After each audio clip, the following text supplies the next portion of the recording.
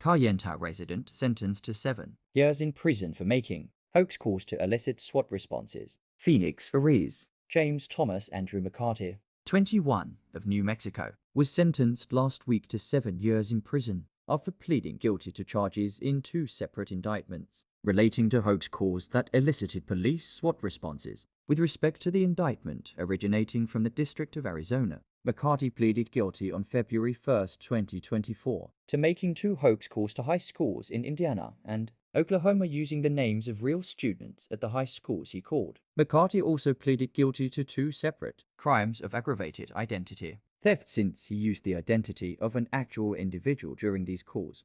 On January 25, 2021, McCarty made repetitive hoax calls to 2 different high schools. In the first series of hoax calls to a high school in Indiana, McCarty called school officials representing that he was a student at the school, while using the real name of a student there, and that he was outside the school with an AR-15 rifle, a Glock handgun, and propane bottles ready to shoot at the school. In the second series of hoax calls about 20 minutes later to a high school in Oklahoma, McCarty called school officials representing that he was a student at the school, while using the real name of a student there, and that he was outside of the school with an AR-15 rifle, a Glock handgun, and propane tanks ready to shoot the propane tanks before coming into the school. McCarty also pleaded guilty to 2 hoax calls he made on April 16, 2021 and May 20, 2021. He used the name of the same homeowner in both calls, stating to police that he had killed his wife, would kill everyone, blow up the residence, and had 4 bombs planted outside of a retail location. McCarty was a resident of Cayenta and made all his calls while residing there.